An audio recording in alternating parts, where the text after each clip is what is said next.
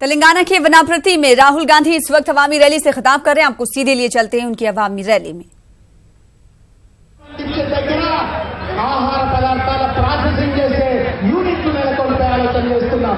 ये आप अपना टर्मरिक सीधा जाके फैक्ट्री में प्रोसेसिंग के लिए बेचो। మీలో పసుపు రైతులుంటే మీ పసుపు డైరెక్ట్ గా పక్కనే ఉన్న ఫ్యాక్టరీకి ఇవ్వచ్చు।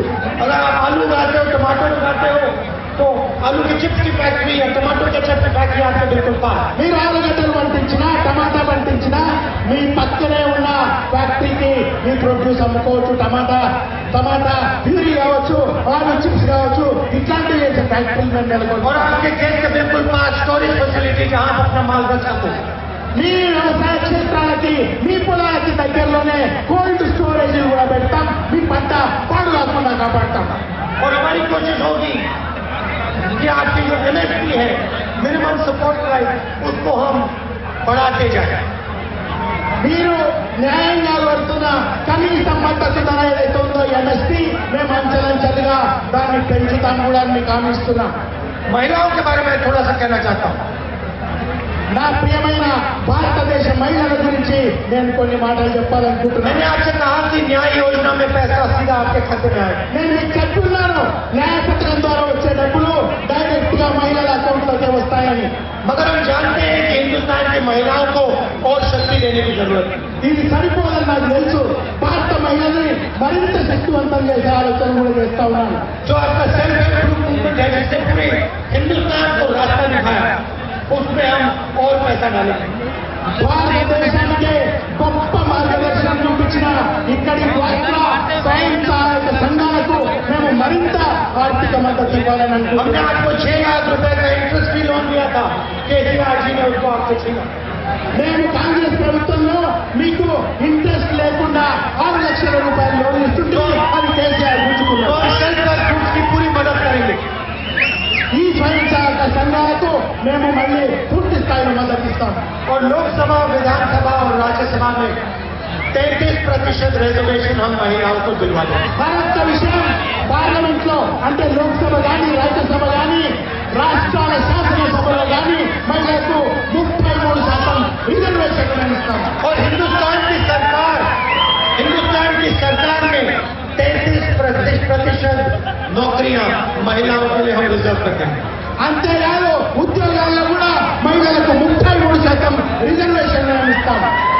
मैं जानता हूं कि यहाँ हैंडलूम का जो सेक्टर है, उसको गब्बर सिंह टैक्स जीएसटी ने नष्ट कर दिया, खत्म कर दिया। నాకు తెలిసి తెలంగాణలో చేనేత వస్త్ర పరిశ్రమని నరేంద్ర మోడీ పెట్టిన గబ్బర్ సింగ్ ట్యాక్స్ మీరు రీజన్ చేసింది। చేనేతలు కుదేలైపోయినారు।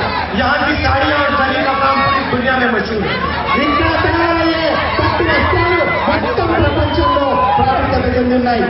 मैं हैंडलूम इंडस्ट्री से कहना चाहता हूं, तेलंगाना के छोटे दुकानदारों से कहना चाहता हूं, जैसे ही कांग्रेस पार्टी आएगी, गब्बर सिंह टैक्स को हम सच्ची जीएसटी में बदल देंगे।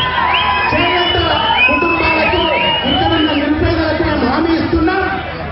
మేము అధికారంలోకి రాగానే ఈ జీఎస్టీ అనేది మేము చాలా ఆదర్శవంతమైన పథకంగా మేము మారుస్తాం। कम से कम टैक्स होगा, एक टैक्स होगा, सरल टैक्स होगा। అతి తక్కువ పన్ను ఉంటుంది, ఒకే రకమైన సరళీకరమైన పన్ను ఉంటుంది। आपको कम से कम फॉर्म भरने पड़ेंगे और आपको भ्रष्टाचार का सामना नहीं करना पड़ेगा। మీరు సొంతగా ఎదగలుగుతారు, అవినీతికి మీరు గురి కాకుండా ఉంటారు। आपके सामने बहुत बड़ा निर्णय है। మీరు ఈ రోజు ఒక అతిపెద్ద నిర్ణయం తీసుకోవాల్సిన అవసరం ఉన్నది। सवाल टीआरएस और कांग्रेस का नहीं। ఇక్కడ ప్రశ్న టీఆర్ఎస్ కాంగ్రెస్ అని కాదు। सवाल कांग्रेस और नरेंद्र मोदी का। ఈ రోజు నరేంద్ర మోదీయా కాంగ్రెస్ పార్టీయా అని మాట్లాడే अगर आपने पिछले सालों देखा तो कांग्रेस पार्टी ही नरेंद्र मोदी के खिलाफ लड़ रही है। तो कांग्रेस सदर राहुल गांधी अवामी रैली से खिताब कर रहे हैं और ये रैली वनप्रति में मुनक्किद की गई है। इस मौके पर राहुल गांधी ने मरकजी सरकार और साथ ही साथ टीआरएस पर शदीद तनकीद